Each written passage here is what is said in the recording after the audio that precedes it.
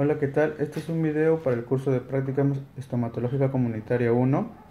en el cual abordaremos el tema de la cultura del achoramiento, nueva estrategia de ascenso social, por el doctor Osvaldo Medina. El término achoramiento en lenguaje coloquial aborda diversos conceptos, siempre basándonos en un contexto sociológico. En ciertas acepciones denota un estilo muy particular de viveza en el que se caracteriza el beneficio personal del individuo, transgrediendo o adoptando normas en base a sus intereses.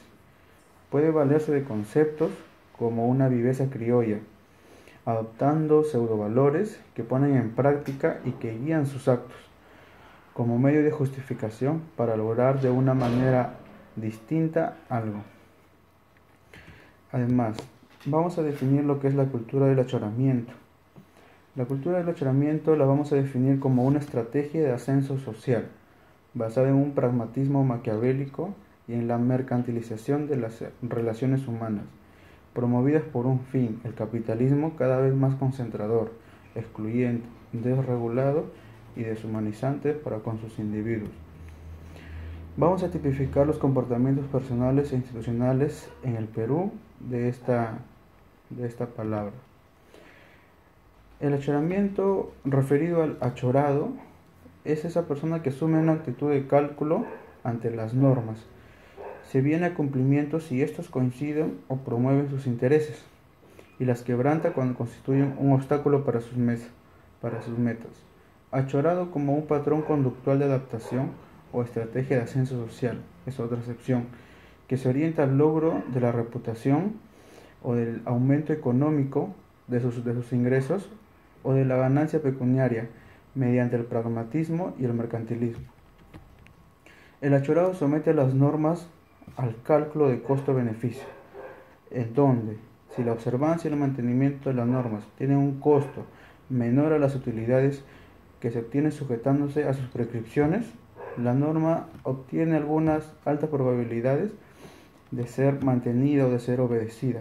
tomando siempre la característica de oportunismo. El achorado no nace de las clases populares, sino que nos viene como la difusión de un patrón cultural y una mentalidad propia del capitalismo occidental en su fase de acelerada tecnificación y consolidación mundial.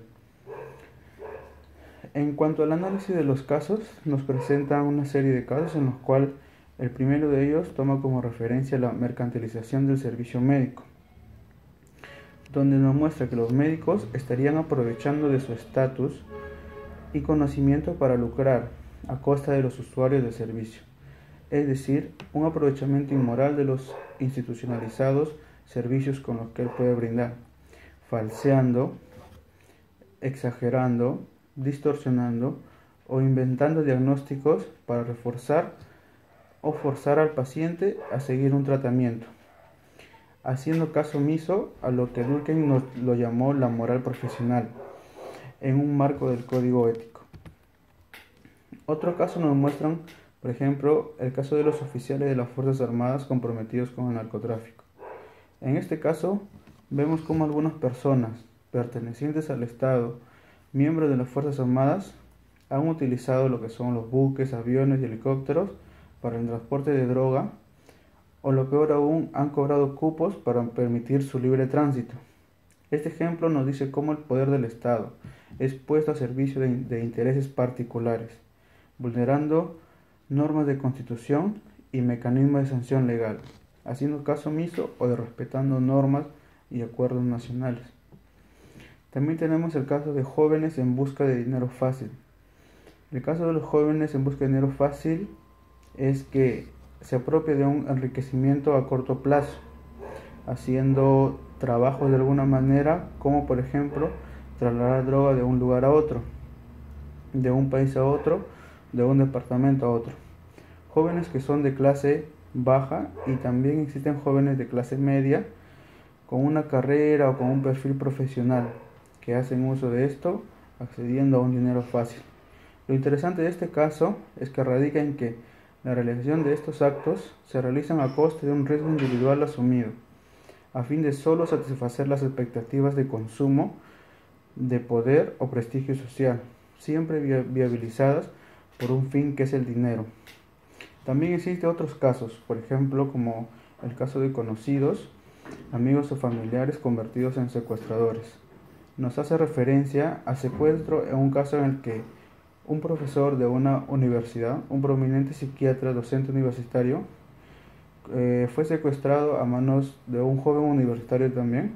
que tenía su negocio, el cual se encontraba en una etapa de decaimiento, había decaído, lo cual justificó su secuestro pidiendo una cantidad tal en la cual le serviría para realzar su negocio. Entonces, mediante esas pautas y esos casos, vemos cómo se denota lo que son se infringe el código moral, el código ético respecto a una conducta no tolerable por la sociedad, pero practicable. Dentro de ello se manejan diversas hipótesis para explicar estas conductas. Tenemos, por ejemplo, la hipótesis de Robert Merton, que nos dice que el achoramiento se da como el resultado de la incongruencia entre el valor culturalmente establecido de éxito pecuniario y las restricciones que operan en el plano de la estructura socioeconómica limitan o impiden el ascenso de algunos grupos sociales hacia posiciones altas. No hay un desfase, no hay una superación de un sector a otro, solo no restringe a que son clases sociales altas se mantengan y clases sociales bajas también se mantengan. Otra hipótesis nos la brinda Matos Mar, donde la hipótesis sostiene que los actos achorados, violatorios de las normas, como corrupción, soborno, etc., dimanan como respuestas activas no sólo del conflicto entre expectativas del sector socialmente inducidas y la rigidez o estrechez de la estructura económica, sino también de un contexto estructural e institucional, en el que los propios actores sociales que detentan el poder se comportan transgrediendo ellos mismos de forma maquiavélica, violentando normas éticas, violentando códigos democráticos y violentando normas sociales. Entonces, ante eso también nos plantea Alfred Schutz una hipótesis. Esta hipótesis se basa en la acción en el mundo de la vida cotidiana. Refieren que la idealización del puedo volver a hacerlo está más puesta en práctica, es decir, en el supuesto creencia fundada en que la experiencia del actor, que las situaciones futuras son típicamente similares a las del pasado y que por ende, ciñéndose al mismo curso de acción que se siguió en circunstancias pasadas, se verificarán similares resultados en el futuro. Lo mismo que yo hice en un pasado, lo podré volver a hacer porque me resultó. Cada vez que la acción sustentada en esa creencia logra alcanzar sus intereses o sus objetivos o la meta pactada, se refuerza la confianza o adhesión del actor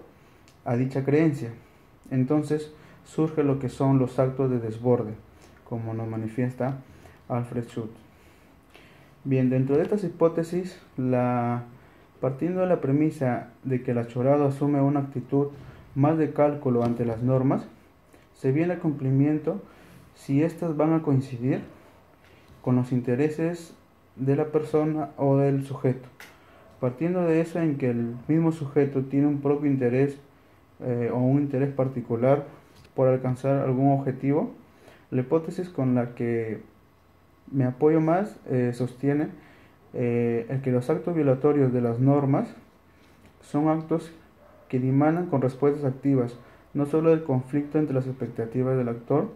y la rigidez o la estrechez de su estructura económica,